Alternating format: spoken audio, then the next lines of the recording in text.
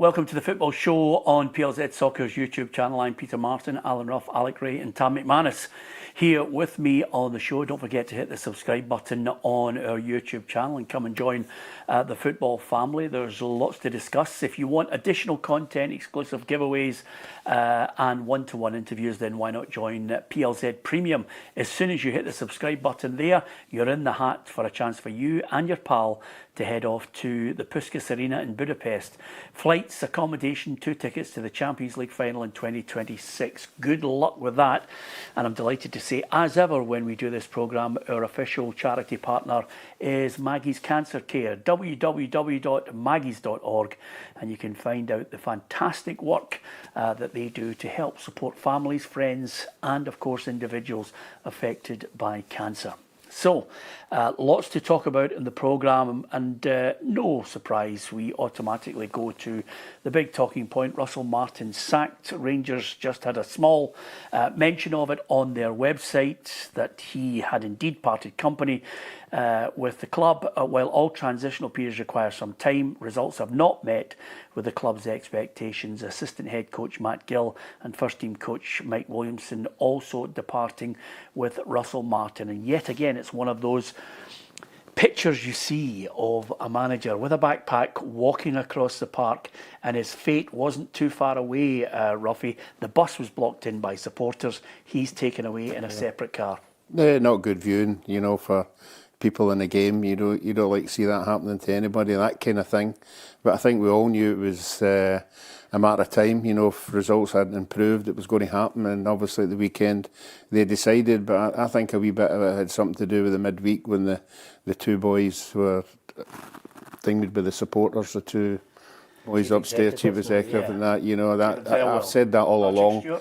As soon as it becomes personal with them, they find it very, very difficult to deal with, and obviously the result there as well just tipped it over the edge. Yeah, Alex looking at me as if to say, why are you butting in? It's because he doesn't know their names, and that's why I'm helping him out with it. It's a snag on the corner. Exactly, which is why I butt in, It took him a year and a half to understand who Alfredo Morelos was. The two boys, and the big guy's just been sacked. Yes. But with that in mind, Rangers can't be drawing 1-1 with Falkirk. No disrespect to them. And by the way, Falkirk gave them as good as they got. Yeah, absolutely. And I think his post-match comments as well about, we were taking the game to Falkirk. I didn't quite see that. I thought in the early exchanges of the first half, I thought Falkirk were brilliant. The way they get after Rangers. And then obviously Rangers got that goal against the run of play, I would say. And they obviously got the reaction in the second half. And from John McGlynn must be delighted the way his boys went about that, because it was they were on the front foot. They looked as if they were going to go in and win the game, and I think overall it was a performance by Rangers that we've come used to over the coming months, and I think he was struggling. I don't necessarily believe that it was because that Kevin and Patrick were getting abused through the week. I think the general feeling amongst the Rangers fans was that at the end of the road they were kind of apoplectic. You look at the bus being surrounded, there was protests a couple of weeks ago, and the results have just not been good enough. A 30%, 29% win rate over the piece, haven't spent 20 odd million pounds in the transfer market is nowhere near good enough, and ultimately they've made the change. The interesting thing going forward for me is, do they have someone lined up for this? Because to go with the interim, for me that would be, I think, right, okay, you've had plenty of time, plenty of warnings throughout the course of his tenure, and surely they must have someone lined up. We're going to talk about the runners and riders. What do you make of Russell Martin going right thing to do? Was the writing on the wall long before the bus ever trapped at Falkirk Stadium? Give us your thoughts on it. We'd love to hear from you, Rangers fans out there. Who would you like to see becoming the Rangers manager? Amazingly, after the game, you get to the point where you always come across managers who start just, going through almost the bog standard answers, waffle to you and I, but nobody was listening this time. Even after the game, after a 1-1 draw, Russell Martin was asked if he still thought he was the man. No, because I believe I can. So I knew it wasn't going to be easy. I knew it probably wasn't going to be quick, but we're at a club which patience is not a word that is used. So no, I really believe I can. I believe that at every club I've been at, and it's led me to here now. So, but I have to have to accept responsibility, and we have to try and learn and really grow through these moments and understand why. 5 wins out of 17 matches. It just wasn't good enough. No, it wasn't, Peter, and I think he's defeated there. You can just tell I think he knows it's coming. He knows it's the end of the road for him at Rangers. But the thing about watching Rangers is I don't get a clear identity what they're trying to do. It's not as if they're drawing games and they're unlucky and they're batting teams and you're thinking, it's coming, a win or two that will come. You know, Falkirk were the better team yesterday, Peter, you know, for long periods of that game. So Rangers supporters had enough, you know, and I thought after that full time, I know it's been said a couple of weeks, the last couple of weeks, you know, that's must be time up for the manager. But I genuinely thought yesterday at the full time, I thought it can't go on like this at Rangers. You know, you've got to make a change. So, listen, I'm disappointed with Russell Martin. You don't want to see scenes, you know, going to your car, getting a police escort and stuff like that. He's a human being at the end of the day, Peter, and I'm sure him and his staff have tried their best in there at Ibrox, but it's not worked. They've not been good enough. But the players have got to take it as well. I think the players have been very disappointing as well, Peter. And Russell Martin's taking the hits off everyone, you know, and he's a fall guy at the minute. But the players have got to take a right good look at themselves as well, Peter, because as Alex said there's guys in there at £7-8 million, and they look as if they're free transfers. They're playing against Falkirk and they're getting outplayed by a team that's just got promoted. Yeah, Hugh Scott says, Peter, the scene yesterday reminded me of Jim Goodwin at Aberdeen when he gets sacked at Easter Road, walking away on his own. Yeah, and John as well says Russell Martin's exit at Falkirk was very Jim Goodwin-esque. And a lot of people saying, Rob says this is a worse Rangers team performance wise than when we were in the bottom division. And again, Brian points out, Peter, when Russell Martin was appointed, the board stated he was the outstanding candidate. What does that say about the other candidates here? And also, Rangers were an absolute disgrace yesterday on and off the field. So many people will be obviously looking and wondering about the whole events as they unfolded and when the trigger was eventually going to be pulled on his tenure as Rangers manager. Alison McConnell is a reporter who picked up all the slack from the aftermath of that 1-1 draw. It's the morning after the night before here at Ibrox, after Rangers formally announced the departure of Russell Martin. His regime lasted just 123 days, and there was a sense of inevitability about his sacking. It has lingered in the air across the last few weeks. It's been a disastrous regime, the shortest managerial regime in Rangers history. He came in, he was never a universally popular appointment. He accepted that. However, he arrived here back in June with promises of fast, attacking, aggressive, purposeful football. It was never evidenced on his teams on the pitch. This is a Rangers side now who find themselves 11 points off the pace of Hearts and 9 points off of rivals Celtic. Whoever is tasked with trying to make up that ground has a huge job in front of them, not just in unifying the club and silencing the dissenting noises around the board and unifying players and fans, but also in ensuring that this campaign is not entirely a write-off. It's the usual runners and riders who have been quoted so far this morning, although Steven Gerrard remains the name on the lips of most Rangers fans that we've spoken to this morning. He, of course, delivered a title here, stopped Celtic winning 10 in a row. Would he be the man that could come back and put Rangers on a firm footing and restore success to this club? It's a big ask. There's been noises to Kevin Muscat, Sean Dyche, Danny Roll, even Derek McInnes. Their names are all in the mix, but one thing is for certain, this is a massive appointment for the Rangers board, and it's an appointment that they desperately need to get right. Yeah, I'm not sure if Alison organised a band actually for the day she was going to report outside Ibrox. Alex, keep what's happening there. I was just about to say. Honestly, I swear to God, I did a live with her this morning, and as she was chatting, you couldn't have picked it, you know, the timing on it. A hearse went by Ruffy with, a coffin in it and a Union Jack on the back of it, and I thought to myself, my God, the picture itself was incredibly sad because, I know a lot of people thought Russell Martin was dead and buried long before it got to the Falkirk game, but they survived with him, they persevered with him as well, and then eventually it just became untenable. It's as simple as that. Here's what some of the Rangers fans thought of them eventually sacking the manager. I think with all the names getting through about and the experience in the league, probably Stephen Robinson. I quite fancy him coming in with maybe Davis assistant, just to put that out there. I know Gerrard's going to be getting flung about a lot, but I think Robinson's done well, St Mirren, Motherwell, and with better players and more money, could only probably do better. So I think if you compare the players at St Mirren and Motherwell to Rangers, then it's going to be night and day of difference. He's going to have a better team to get his wins every week. Maybe actually keep some clean sheets for a change, because he starts for the back and works his way forward, whereas what we've seen the last couple of months has been shocking, to be fair. But it's been a good start to the week now that Martin's away, so happy days. My thoughts today is I'm relieved for the club, the supporters, but I'm also relieved for Russell Martin as well. The club had a duty of care towards the guy, and he had to go. It was only a matter of time. So he's gone. Now we've got to look and see who our upper management's going to bring in. There's been various names touted about: Benitez, Sean Dyche, Gerrard, even Barry Ferguson. But I think we've got to bring someone in who's experienced, knows what the club's about, and as I said before, coach these younger players, because I think there's a lot of good players there, to be honest. And I think they just need a bit of different style of coaching and maybe a different style of play, and you maybe see the best of them. So. Literally anybody but Russell Martin. Literally anybody. I'd like Gerrard back. I would love Gerrard back. Just literally anyone but Russell Martin. Respect the team so they can respect you back and they play properly. Simple as that. A bit of respect. Yeah, some Rangers fans giving us their thoughts on who the new Rangers boss should be.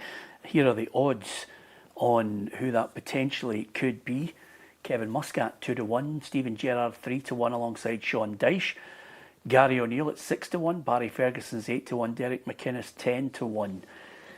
Does it need to be somebody who has an understanding of Rangers as a football club, maybe a connection? What would you like to see there? Someone who could actually fire up the players, Peter. I think Tam makes a valid point there about the actual group in itself. There's players within the group, and I'm struggling to say that anybody's actually had any consistency for any period of time. You might get the odd decent performance, but over the piece you're looking for leadership qualities within that dressing room. So for me, it's someone who can actually command that dressing room and try and get them going in the right direction would be the ideal candidate at this current time. Now obviously Steven Gerrard's been mentioned, and he obviously knows the landscape and so forth, and I think that's one of the things is, the surprising thing for me, and I'm not kind of going back a little bit, is that Russell Martin was saying, like a draw's like a disaster up here. Everybody who's affiliated with that club knows when you drop points, because obviously Celtic are flying, they always manage to seem to get that late winner, which they did yesterday. So as somebody who knows what's required within there. Now, if obviously you want to try and bring your own brand and style as well to that, but ultimately you listen to Brendan Rodgers yesterday, and he's talking about it's well below par, but they got the job done. And it's someone who recognises it's not necessarily the actual philosophy and the brand, but you get the job done and what that requires. And I think he has to imprint that on this squad, because they're falling short at every turn. 2 quick points before I bring the guys in here on this. From your own point of view, you were in the dugout alongside Philippe Clement.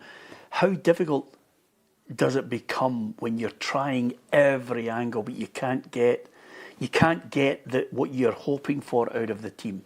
Yeah, and that was a frustrating thing for us at the time. Now, he actually mentioned that yesterday. He says, I'm really frustrated, and that was the same. And I'm trying to put my finger on when we were in situ at the time, Peter, and the home form was equally as good as Celtic. The European form was great, but the away form was poor.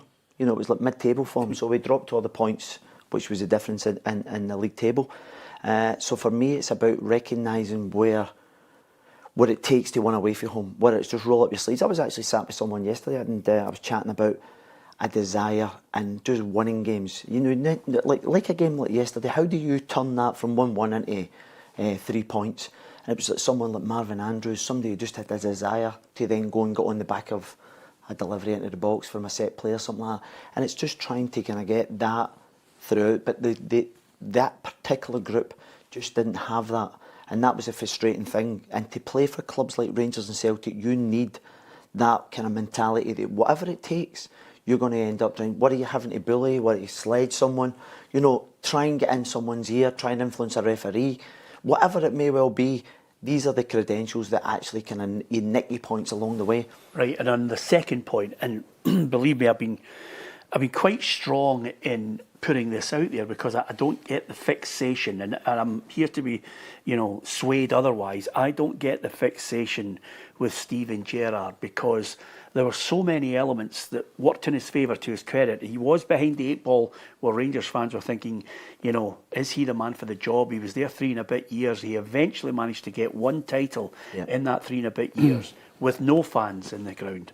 No pressure of supporters not happy with certain performances. Players were saved from that. You had a Celtic side imploding with a boardroom going through their usual calamitous decisions and a manager with players that just weren't stepping up to the plate. So all the stars aligned for him in that season. He then goes to Aston Villa, fails.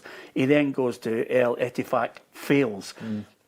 I don't see the credentials other than a love of stopping 10 in a row that Rangers fans are fixated with. Yeah, and listen, I think there's been several moments within his tenure that he was possibly thinking about walking away from the club on the back of bad results. Well, the one thing we do know is he's got more experience than he did at that original thing. You know, obviously the Villa experience, he might have learnt something from that. Going to Saudi, I think that was just a jolly, really, because I don't think too many people are getting taken serious when they go over there. So he finds himself in the wilderness, and if he did get the opportunity, then I think he would bite the hands off it. And it may well be a different set of circumstances where the American owners maybe be able to finance and support him better than the previous regime. Because there was periods, even when he won the league, I think he would have looked back at that and thought, you know, we're not really getting much financial backing on the back of. They wanted to double down. And then, as you say, Celtic in a wee bit of disarray at that particular time. So he may well have learnt from that. And he obviously, again, he knows the landscape. Now, there's a few people like Muscat. You're talking about the boy Rowe as well. So there's people out with who have actually done okay at certain clubs. Sheffield Wednesday, Muzzy's won titles in Asia. So there's possibilities that they might go, do you know what, we'll go and get them. But you're bringing them into an environment, again, that they would be probably novices. You know, you look at Russell Martin, he's coming in on the back of having a spell up here, and it looked as if he was a duck out of water. He looked lost. It looked as if he was in the wrong movie. Do you think the manager coming in is coming in to say, well, the season's gone, or do you think it's still something that can be saved? I think he's going into a dressing room that's a wee bit, you know, confidence-wise is on their knees. You look at the group, it would take some turning around to be successful in the league. I think 11 points. I think it's less with Celtic, but you still, Hearts look really good contenders to kick on and be successful. Can be consistent in that respect as well. So I think this season, in terms of winning the league, I think it's a big ask, whoever comes in. I think even at this early stage, you know, but if you get them up and running and get a few decent results, because I don't think Celtic are firing on all cylinders, and if you can gather momentum with the current squad, then you may well get on a little run. But for what I've seen week to week with this group and the mentality within this group, I still think they're way short. Who would you like to see as manager? Out of the contenders I've seen there? Or somebody that maybe you've thought of that we haven't thought of out of left field? I honestly haven't really paid a great deal of attention to who's out there and available, because I think that's one of the things. I would probably go with Gerrard. And again, one of the interesting things with that, it would be a popular choice with the Rangers fans. But whoever they go with, there also has to be an element of patience within the fans as well, Peter, because what's happening is people are coming in. As soon as things start going a wee bit awry, they're on them like a ton of bricks. There has to be an element where they allow people a couple of windows, try and get their own styles, their own personnel in, and then allow them to try and get some sort of momentum going forward, because it's toxic at the moment. The biggest problem with that... Alec made a great point there about popular with the fans, and I think that's a massive must for the next manager to come in, because the Rangers fans didn't want Russell Martin, and straight away he got no time at all, Peter. He get no settling in, bedding in period. Steven Gerrard, I think, would probably be the most popular choice out of all of them in terms of coming in, because he stopped 10 in a row and the Rangers fans have still got that nostalgia with him. But me personally, I think Muscat should be the manager. For what reason?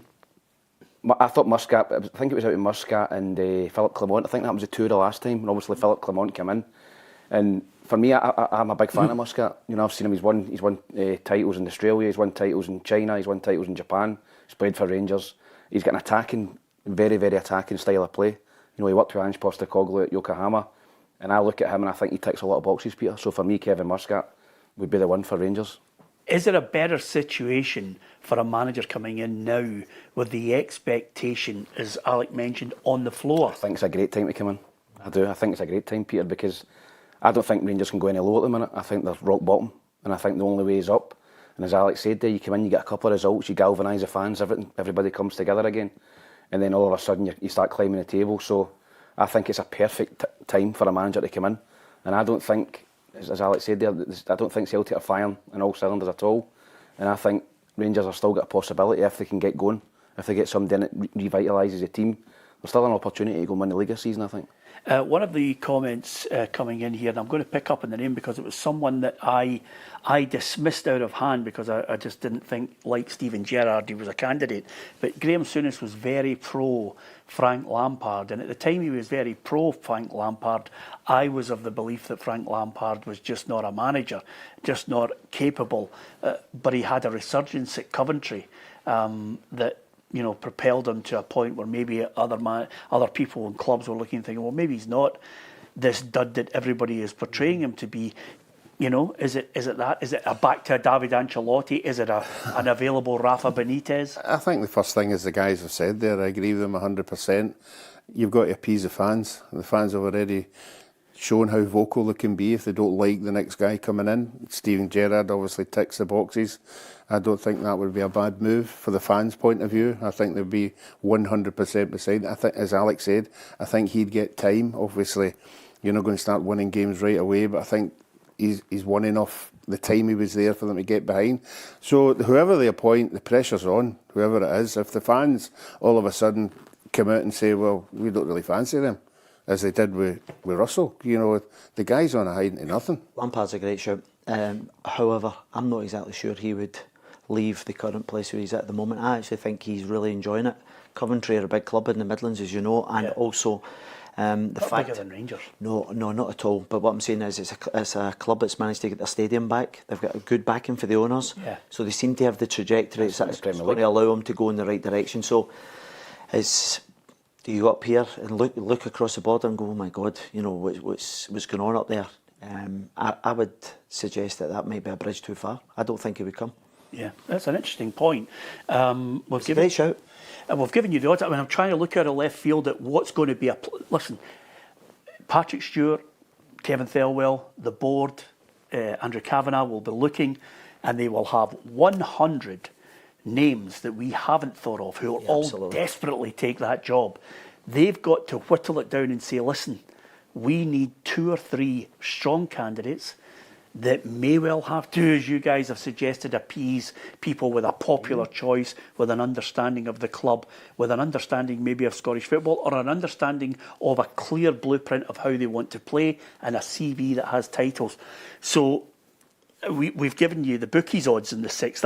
They might not be within a million miles of it, Ruffy, but they've got to make sure they get it right this time. Not only from a new board's perspective and the 49ers, because the one thing about the 49ers, Ruffy, and this board that's been put together here, they're not Rangers fans.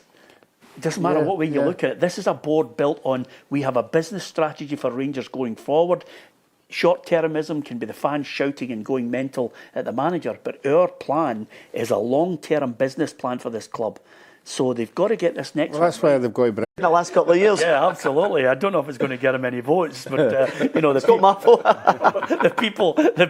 They have already tapped into 1 or 2 people already. Do you know what I mean? They must have sounded people out before this. Your son. I would just wonder how kind of stringent the actual process was. Yeah, well, let's not knock it. The President of the United States has fired in a few of his family members into positions that we couldn't believe either. You know, that's the way the world's going right now. Who am I to argue with Kevin Thelwell when President Trump? Sorry to our American viewers who I know are going to steam in on me in that one. One thing that you did mention that I thought was very pertinent is the necessity for Rangers supporters to maybe take a little step back and cut this next guy some slack. Stephen A. Smith, who is the Scotland assistant, was talking about basically the conduct of some fans blocking the bus at Falkirk. Again, I think it has become normal. I don't think anybody really likes seeing it. It's uncomfortable to see. But I do think everybody in football has an understanding of it. That we're fortunate in a country that we've got great passion, we've got a fighting spirit. I think there's no clearer evidence than that than the national team getting to the Euros consistently twice. And you don't want to take that away, but I think there's an understanding that it's a job, it's people, it's individuals. That part of it, I think, as I said, it is uncomfortable to see. Point I think that he makes, there is a human element to it as well, which sometimes is lost when you get caught up in the passion of wanting a manager out. That was Stevie Naismith. I apologise unreservedly to the Falkirk fans because Falkirk managed to get a draw out of this. And John McGlynn, very much an afterthought, I think, for everybody chasing the story, was asked about Henry Cartwright's goal and, of course, the fact that they were in the mix to possibly take 3 points off Rangers. Henry goes on, a magnificent substitution, and strikes a great ball. So a couple of guys that got hooked at half-time last week came up with, I thought Ethan Williams was great in the 10 position for us today, especially like first half, and then Kyrie on the wing, but Henry comes on, and one way to tell the manager I'm not happy and I want to get in the team, and the goal that he gets. And on another day, Ross has got a header, Brian's had a chance. You know, there's bits and pieces throughout the both halves that we could have got added to the one goal that we got. But being 1-0 down, you know, we took something from the game, because I think it would have been a travesty for us not to. But I think, overall the question was, I think we should have taken all 3 points probably. Overall, maybe, I think so. Yeah, I think a few Falkirk fans thought they were up for taking all 3 points, but listen, a draw not only gave Falkirk a crucial point, but it sounded the death knell on the career of Russell Martin as Rangers boss. Keep giving us your comments on who you think should be the new Rangers manager. What are the credentials that you'd like to see? Onwards to Celtic Park, 3-2 against Motherwell. I'm going to quickly go over to you, Ruffy, in your stupid goalkeepers union. Okay. Because I cannot believe that Callum Ward decided it was a good idea to play the ball to one of his own players on the 6-yard box, surrounded by Celtic players at a time when they were 2-1 up against the champions, and sold the jerseys. Is that a fair comment? Yeah, I would say so. I think he's honest enough to say it cost them a game. I think that brought Celtic back into the game when they looked down and out, but certainly the manager seemed quite happy with his performance. He had some good saves during the game, but you know, at the end of the day, you know, if you're going to play that way and the players are comfortable playing it, it's going to fall down somewhere. It's going to be a mistake, and unfortunately for him, it was him it cost it. And I also think we've been and I have been in the last few weeks very, very complimentary towards Jens Bertholasco in the way he wants his team to play. But come on, Alec, the game is about winning games, and at that point, I thought Motherwell were coasting. Celtic were inept, looked as if they were, coasting to a defeat. Yeah. And suddenly he lifts the whole stadium with an act of stupidity. Yeah, it's I'm an old traditionalist in that sense, and I understand that the actual brand of football that they're actually playing at the moment is really refreshing. You know, I spoke to a Motherwell fan last Thursday night, and he says, I'm absolutely delighted what I'm watching. It's really good. They're in the top half of the table, but at certain moments you have to pick and choose when it's on to play out and through that like really high press, and he's got it wrong. He's clearly got it wrong, because, as you say, there was nobody past it. No, but that's the when boy was on it. You've got to go hoof it. You have to just shell it. You have to then play like a high support then, and then obviously the 5 of the Celtic players are out, and then try and pick on the second balls at that point. So it's trying to get the balance of when it's out to play, and then when to drop it into your striker. Yeah, and the point you're just making there, Tam, is something that I think a number of... if you're going to upset the manager, fine, upset him, we're still 2-1 in front. And at that time, the football that we're playing, coming out from the back's fine. Sometimes, when some of the goalkeepers, and not just him, Ruffy, when some of the goalkeepers have that really high press inside the box, what they do is they realise that it's a team game and every other player has to be engaged. Do you remember the days when you thought, I'm not on the ball, I'll not do anything? Everybody's engaged now. So the full-backs or the wingers go wide and give him the option to play it out, to drop it in. But he even hesitated. But he'd already played that move. He'd already done it. He'd already done it, and then it come back again, and that's when he should have shelled it, because there was nothing else on. Because Celtic had just closed them down. I think it's 5 players they had. So you've got to. If nobody gave it to you, just launch it. I said it on Friday. This was a perfect team for Celtic to play against. I actually predicted 3-1 because I said Celtic will go and press a life out of them. They'll press a life out of them, and if they're not good enough in that situation, they'll get punished. And that was a defining moment in the game, Peter. As you said, I watched the game as well. 2-1 down.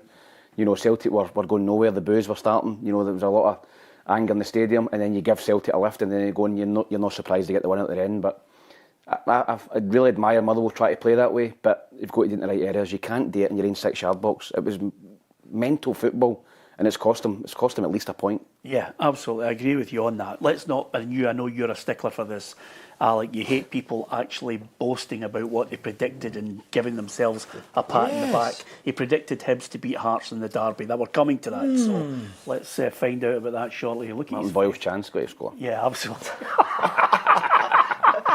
By the way, this is what Brendan Rodgers had to say after the game. The players showed an unbelievable amount of heart playing against the Motherwell team who are unbeaten. You can see how they scored 3 at the Hearts game and 2 goals here.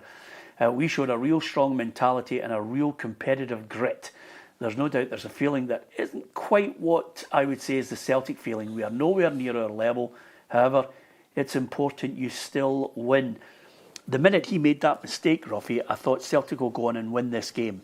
There was no doubt, because the keeper had managed to lift the crowd, and then from there the players somehow got that stimulant to say, right, let's go on and win this. And by the way, you look at that team, he's right, they're nowhere near the level. They are off it, and so many players that he signed are not delivering. Yeah, but I think the worrying thing for everybody else is nobody's beat them. You know, they're winning games. Yeah. You know, and what's it going to be like when they do get it right if nobody can beat them at this precise moment in time? That's a worrying bit. But you're right, you know, that goal gave them the lift, and the support got right behind them the last 15 minutes. And I think Motherwell were just trying to hang on, let's get a point and get out of here. And then the goal goes in. I don't know how many inches was he off the ground when he did that? How did he get down? Well, actually, for Scales, I thought Scales had put it in initially, but some header. But it tells you everything. Great credit to Motherwell, the way they played. Celtic fans celebrated, the ones who were in the stadium, celebrated as if they'd scored the winner against Juventus.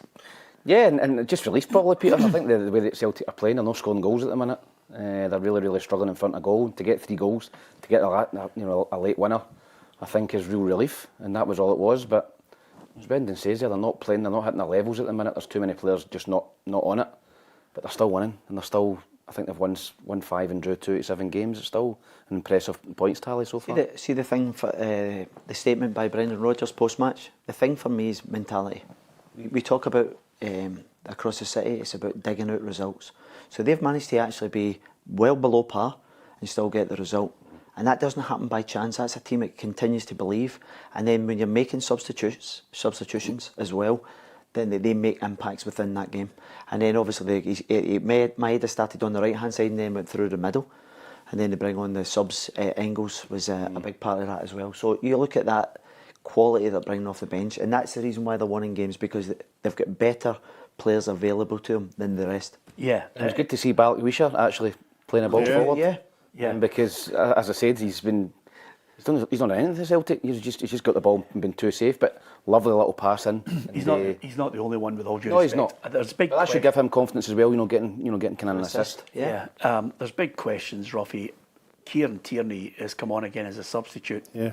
There's a lot of people wondering why he's brought back. The boy Engels comes on, and I got pelters for it last season when I said I don't know what he does. I mean, there are too many people that are failures, and he throws in a 34-year-old winger in James Forrest to try and get something out of them moving forward. I mean, everybody's criticising the front three. I think a big miss for Celtic at this particular time is Greg Taylor. I think you appreciate what Greg Taylor brought to that team. Everything he did, moving up into the opposition 18-yard box, quality balls into the box. They're not getting that for that side. And you're right, the question is, with obviously Tierney is what is going on. Yeah. There's a point here from Maestro who says, if Scales was a good passer of the ball, he'd be, well, in his words, really good. I've paraphrased there and changed the language, but nevertheless, I understand where Maestro's coming from. There's one boy that I think is exempt from... Probably been Celtic's best player. Well, he's been Celtic's best player as a defender. He can't pass the ball to Celtic players going that way, because his distribution is woeful. Alec has played many a time with, and you used to say it at the sixes every now and then just to annoy some players when he'd go, just leave him on it.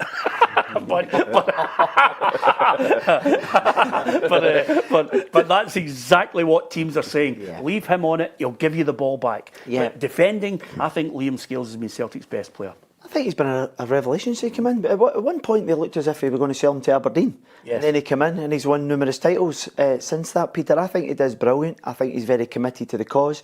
He understands what Celtic's all about as well, which is a big bonus, because if you've got players in there who know, and he can always improve. I think distribution's absolutely. Improve, but I played with Big Marvin Andrews, and people used to think, oh, he wasn't particularly kind of great with his feet. But there was times, I remember the famous quote with Archie McPherson, oh, not the man you want on the ball, and he drops it into Big Dado Prusso and he gets the winner. Yeah. So, you know, he can improve in that aspect as well. You have to look at the centre-halves that Celtic have brought in and the money they've paid for them, and they're not there now. But he is. I don't know if I'm not being scurrilous about this. I am almost certain that Cameron Carter-Vickers is playing through the pain barrier.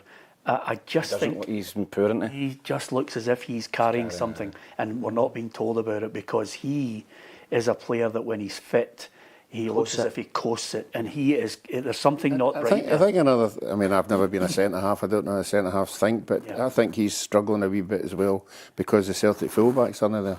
No, the regular fullbacks, the good. Well, the Johnson first team will be back ones soon were, as well, wouldn't he? So that'll be a bonus for him. Just out of curiosity, Ruffy, there's a big meeting with the Celtic fans, representatives to the board. This was a rather disturbing, we've just edited out the bad language on it, but this was a disturbing sign saying, you know, more or less to hell with the meeting, resign. And whoever it was, they managed to get it just under the board. How they managed to tape that to them was absolutely priceless. But nevertheless, there are still some fans who are absolutely seething at this board. And they want change in strategy, change in the blueprint, change in the ambition, and maybe some board members removed.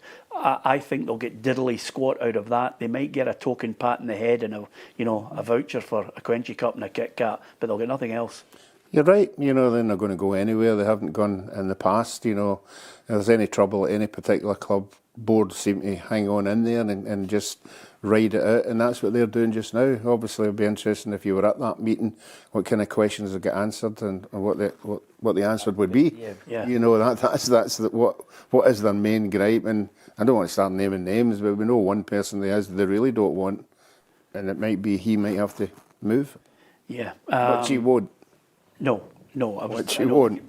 Ruffy's a what you won't. Who is it, Ruffy? Who is it, Ruffy? No, it's a friend of the show's. Yeah, absolutely. Anyway, listen, it's well documented that they want to see the chairman, Peter Lawwell, and Michael Nicholson removed, among others. It won't happen. It's not a catch chance in hell. £77 million in the bank, 13 titles out of the last 14. Yeah. You know, they've had a disastrous transfer window. Disaster. But if you look at over the last calendar years, at £40 million spent on the squad, the summer could most certainly have been better, but 13 titles out of 14. Trebles, you name it. And then, more importantly, a business that's actually making money. Yes. So I think, you know, you have to step back as well and realise what they actually have done for them over that period. They've really stabilised it and grown the business. It's a very good point you make, because I think, you know, and we do this regularly on this show, is you try and strike a chord of balance towards what the gripe is with the Celtic fans and what the actual delivery from the board is. And they're certainly the envy of many a club across the UK because of the way they've gone about their business, because of the strategy that they adopt. But there are legitimate concerns. It's not just for this transfer window. There's been a long period of time where I think Celtic fans have been stripped of ambition on the basis that they can't compete, and they've been sold a narrative which basically allows the board at times to go through this situation of building up and stacking up cash, and then a feeling which the manager has highlighted, not us, the manager has highlighted, I'm not here to stand still. There's a great result that we almost pulled off against Munich. Can I take it on? Will you back me? And the answer was emphatically no. So with that in mind, I think that's why there will be interesting conversations, but what comes out of it, only time will tell. So that's Celtic get the 3-2 win over Motherwell, and great credit to Motherwell. Stamatopoulos scored 2 goals, eventually went off injured, but we'll look and see if he makes the team of the week. Hearts 1, Hibs 0. I actually said to you on Friday that's what was going to happen, but you didn't believe me. You and your Hibs column and your Hibs mates and your former Hibs players. But nevertheless, it was sitting at Tynecastle. The atmosphere at the start was absolutely amazing. There was a brilliant display on the left-hand side. It was a proper derby. Do you know what a proper derby is? A proper derby is when 2 sets of boards actually agree that there should be a full set of fans. You mentioned this before. I know, exactly. I'm going to ram it down their throats because the petty Rangers board and the petty Celtic board go tit for tat on it. But it was a proper derby because there was a full side of Hibs fans there. It was absolutely magnificent. And they served up the biggest dog's dinner you've ever witnessed over 90 minutes. It was crap. Yeah, listen, I played in a few of them myself, Peter. I played in quite a few 0-0s actually, and I actually played in a 4 each and a 6-2 and a 5-1. So, listen, it was a poor game, Peter. I don't think the conditions helped. You know, it was pissing the rain and wind as well. So it wasn't conducive to a good game of football. I thought it was going to peter out to a 0-0. I thought, you know, Hibs another point in the board. It's not a bad result. And then last kick of the ball, great ball in, great finish for Falkirk. Martin Boyle's got a chance before. I thought Hibs were the better team in the second half. I thought first half was instantly forgettable. Don't think anyone created anything. It was terrible. Second half, I thought Hibs just picked it up a wee bit and looked more likely to win it. And when you go into a game like that, you're just thinking, right, okay, you're away from home, Tynecastle, take a point, and then it's a killer, it's a sickener at the end. Tam, when you get the opportunity, he's obviously being a striker, when you get an opportunity like Boyle did, he has to finish it. He's got to score. You know what I mean? Because there's so few and far between. A tight game, there was hardly any chances at all, Peter, and it was always going to be a 1-0. If it was going to be a goal, 1-0 to somebody. And if he scores that, I think Hibs hold on and win the game, but disappointing from Martin not to finish it. And then they get done at the end, the last kick of the ball. So fair play to Hearts for keeping going at the end. Although if you are a right back, left back, centre half, midfielder or striker, and Kyrgiota plays that ball in that he did, what a pass. And Craig Halker at the end said, all I was thinking was just connect properly with it and get it on target. Yeah, and listen, it's the last kick of the ball as well. The scenes were terrific, you know what I mean? And the interesting thing about it, I think that's the 4th time they've scored in injury time as well. Hearts really late on, so they have the kind of desire to kick on, and there's no time to recover. But you're absolutely right. It was the delivery's tremendous, and you know I think David Gray was furious about the not getting tracked. But the actual ball's a killer ball because you know you're just dropping off the back of your shoulder. And the connection that's why he scored. So, you know, he's just got to put his foot behind it, back across goal, and it was a perfect way to end it. You could see Cadden was dying to stick his foot on it, but he was going the wrong way. He was going towards the goal, and he's obviously saying to himself, "If I touch this could go into the back of the net." So he's sort of held back and hoping that no other Hearts player would touch it. It must be murder for a goalkeeper because he's there was some quality balls getting thrown in. Obviously the conditions and everything, but you know that's a killer. And I've never played in a Hibs Hearts game that's been nothing each. Yeah, absolutely. He's never played this thing. And to be fair, you'd have got a clean sheet then. To be fair, he's never actually come for a ball in an Edinburgh derby. But this was Derek McInnes and David Gray. Yeah, there's a lot willing, but there's also a lot dying for us to fall flat in my face. Let's be honest, there's so many who don't think there is anything other than just a little period here. And listen, it may well be that, but we're just concentrating on the game. It's only 7 games in, the league's in its infancy. Whether teams are doing poorly at the minute or whether teams are doing well, it's far too early to be making any judgments on how a team plays. But we'll enjoy it while it's here. I think there's nothing wrong with the supporters getting excited. Yep, certainly does. Unfortunately for us, it's probably the story of our season a little bit. We can talk about the game and go through it all, but the reality situation is with all the good work you do for 92 minutes is undone in the last second of the game. Yeah, he was absolutely gutted. Derek still trying to keep a lid on it. Too early for title talk. But, Alec, I have to say, you know, they do have, you're talking about mentality, they do have the mentality. They're 11 points ahead of Rangers. They've got a really good chance, even 7 games in. Yeah. If he can improve that side, they've got a great chance of second. I think that for me, it's the consistency. If he can continue to win games, and what he's trying to do there is he's trying to create a kind of siege mentality when he's going, yeah, there's people writing us off.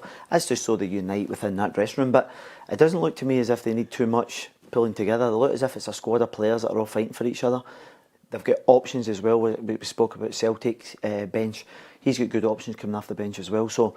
And again, I believe he will be supported in January as well. So looks good for Hearts going forward. They can afford to get excited, the fans. Yeah, he's got a new signing coming in January. He's also got Aju close to coming back. I think he'll be back for the Kilmarnock game. So you're suddenly looking at a side that's going to have a midfielder that everybody's excited about at Tynecastle, and you've got also the quality from the bench, Ruffy. I don't want to, you know, raise their hopes.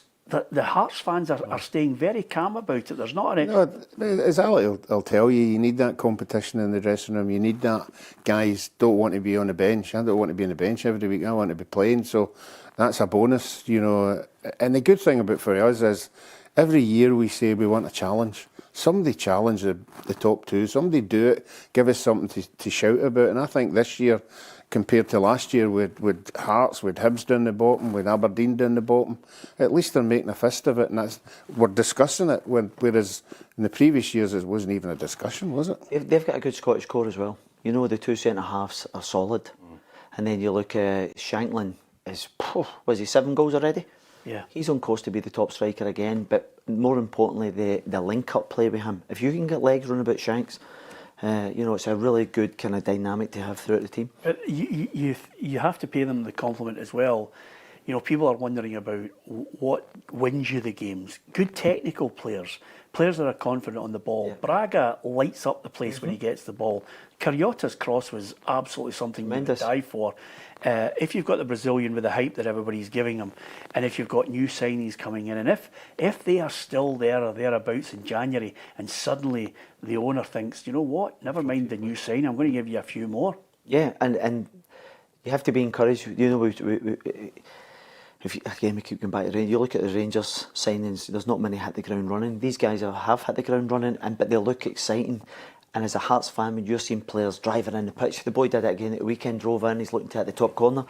That gets you off your seat. It gives you it generates a kind of noise which will drive the team forward to further success. Yeah, they believe, Tam, that they can win games even when they're playing, again, as we said, not great, but they're still able to go. Scored a lot of light goals already. Yeah, they have. Yeah, 4 in injury time. Yeah. You know, obviously, remember up at Dundee United, won at Livingston. So, no, it's a good sign for them. I don't think they're playing brilliant at the minute. I think they've still got levels to go. If you're a Hearts support, you're thinking we can get better. But you know what Wednesday, Tam, didn't it regenerate confidence, and you go into games thinking you can top of the league, and you know, 6 wins out of 7. Killie and then Celtic. These next 2 games. Now, Kilmarnock are That'll be the bubble bust, Peter. Kilmarnock are playing good. Kilmarnock McManus is talking about you. I've seen Kilmarnock. 1 point out of 6. They've been playing good football, and then you've got Celtic who are not at the races at the minute, but still winning games. Oh, so what you think they'll take 6 points, Peter? Do you? I'm just saying to you, I'm trying to get something out of you. Yeah. You're trying to rage bait me. Is this where they collapse? No, this is where they collapse, Peter. Kilmarnock away, Stuart Kettlewell, bubble burst. That'll be it. No, all the Jambos will be greeting again. So there's a balancing for you. Yeah, absolutely. Tam will be in Edinburgh Thursday 2 o'clock. Yeah, exactly. Ruffy, I'm there to be shot down. I think they'll go into the Celtic game saying to themselves, if they beat Celtic, they'll be 5 points clear. I think they'll take Kilmarnock, and I think they'll go to go into the Celtic game at Tynecastle and think 5 points clear. If Hearts beat Celtic, I'm dying to see Derek McInnes' interview after the game and see when he gets asked that question. I'll be there. He get asked, you know, and see how he sort of fudges round about that one. But no, I think if Celtic go there and the Hearts beat them, I'm saying 2-0, something like that. You've got to go, wow. Yeah. Is this the year? You've got to, if you're a Hearts supporter, you've got to.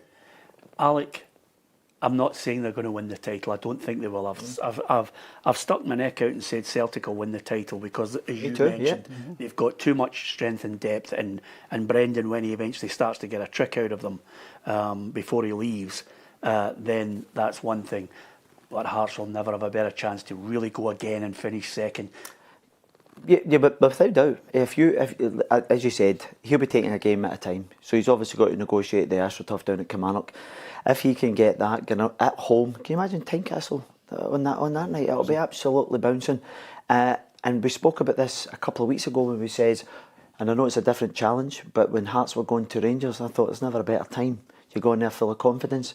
But if you get, as I said, if you can beat Kilmarnock after the international break, then you're going back to your own home ground. The majority of fans are yours.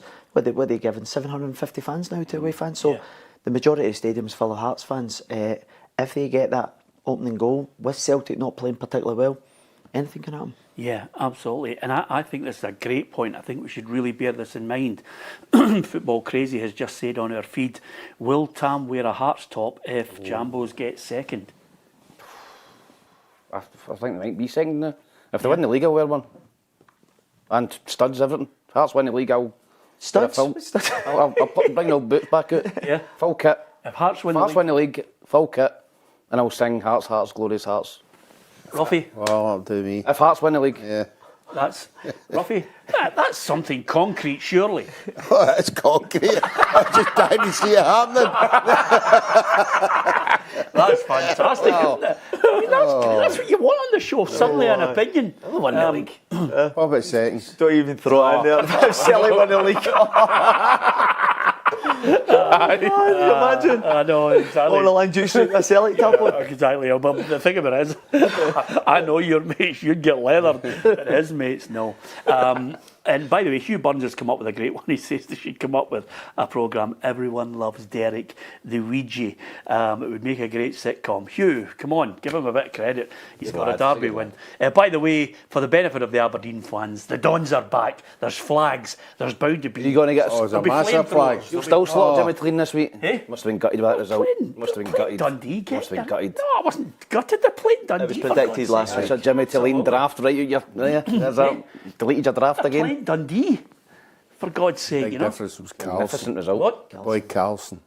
He's a difference. What a goal. He's a The difference. second one was a great goal, wasn't it? Aye. Yeah. It wasn't the fact. It wasn't the fact. It wasn't the fact. It was the goal. It was the interaction in his feet to get in the position to score the goal. Well, do you know what's great about that, Ruffy? See when Aberdeen get in the last few weeks, if they've been beaten by another club, Jimmy Killeen, you can't tell if he's really ecstatic or not because it's the same as when he wins. Here's Jimmy Killeen. They remind me here at the table, and we're going to focus on game by game. But I'm really happy today for I know how the fans, the Motherwell game away, how many fans was there, the Shakhtar, how they growing together again, and today they start the game together because I know how much this means for so many people, and we have to give this performance so we can give them results. And in that way, I'm happy, but we know it's a long season and we have to keep working. In my opinion, it wasn't a lack of effort from the players, far from it. I thought they ran hard, many of them today. It was just the execution of the game plan. And ultimately, when you don't execute the game plan, it's on my head.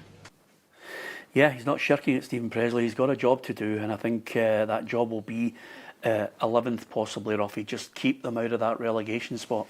Yeah, I think we all agree that the three that's going to be down there quite a lot, although Falkirk put in a good show the other day. There's going to be Falkirk, Dundee and Livingston.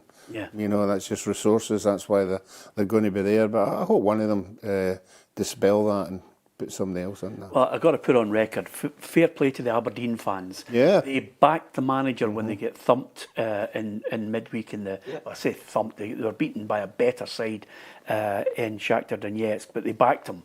And they're sticking with him, and the fans have been sticking with him. And I think great credit to Aberdeen. They certainly showed the way to stick with someone who is under the cosh. Yeah. No, but we said this last week. You know, I think they get confidence for the Shakhtar. I thought the performance was really good. It was encouraging. It gave the fans, and we said that about the Motherwell game the previous week. We were saying there were signs that you know that they hadn't down tools. You can clearly see that yesterday. Yeah, absolutely. Well done to the Dons. Killie, all the credit. Here's Stuart Kettlewell after the 2-0 win over St Mirren. Yeah, I think it puts us in a decent place, but I need to remind everybody that it's only one game of football. So we come into the game, and obviously there's been a lot of praise for St Mirren and how they're performing and how they're going about their business. We knew it was going to be a tough game. Conditions add a wee bit into that as well. But I probably feel it was as comfortable a victory as you're ever going to get against St Mirren, to be honest with you. Yeah, 63% possession of going nowhere. That's what it was. It was everything we're not. We work on having control of the game when we've earned the right to have control of the game. We never done that at any stage. We refused to deliver balls. You're playing on a horrible pitch, horrendous weather, and they played it much better than us. They went longer. Anytime they got it, they went long, didn't take chances.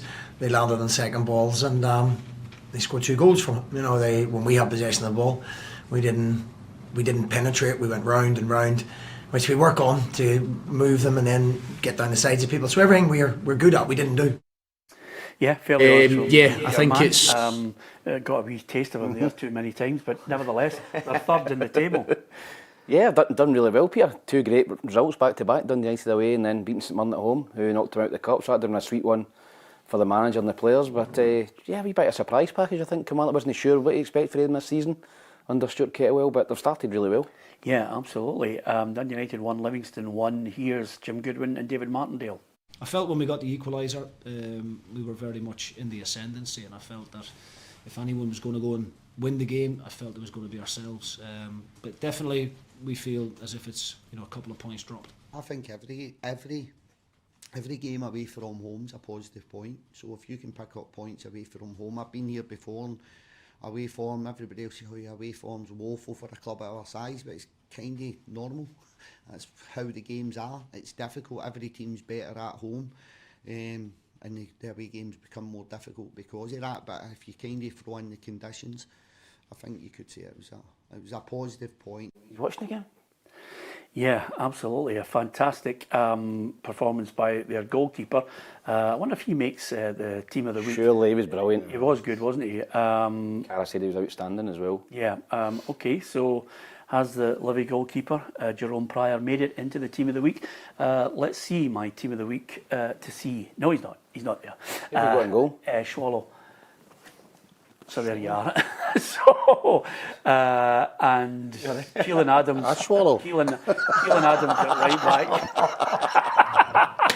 I've got Halkin in there. Silla, the Hearts team in. Silla, I was going to put the Hearts team in just to sicken you. And then at the left-hand side, for the life of me, I'll tell you, my sight is not good. I should have actually taken a copy of the team. But who did I have as the left back? Miller, Calvin Miller. And then it was Carlson, Watt, Devlin and Armstrong, Stamatolopoulos and Dackers. So not a single Rangers or Celtic player in the side again, Ruffy, for a couple of weeks now, 3 weeks I think maybe. Quite right, that's the other team's players are performing, and that's why you've got them in there. Livingston goalie's hard done by there. Yeah, absolutely. Yeah, but the Hearts goalkeeper for the title winners this season. Damn, I can't wait for him to Imagine. be full Hearts top. Full Hearts. Should we get a photograph just to see what he'd look like? No, I don't think that's going to happen.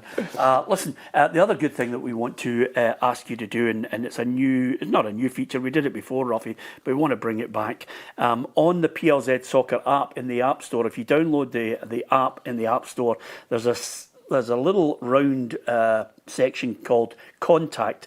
If you go in there and just press video record, you can post your message. Who do you want to be the next Rangers manager? Can Hearts win the title? What should happen with the Celtic board? Can Brendan Rodgers get it right and march them on to the title? Who's going to finish in the bottom 2 positions? There's so many questions. Will Steve Clarke lead Scotland to the World Cup? All you have to do, quite simply, is go into the PLZ Soccer app, hit contact, and then you can record your own message in there to us on a video on your phone, and it drops straight into our server, and we'll feature you on the show on the big wall behind us, making your it sounds like that was a better one. It sounds like one of my rotten auction items, doesn't it? Wow, sound rough. This is really crap.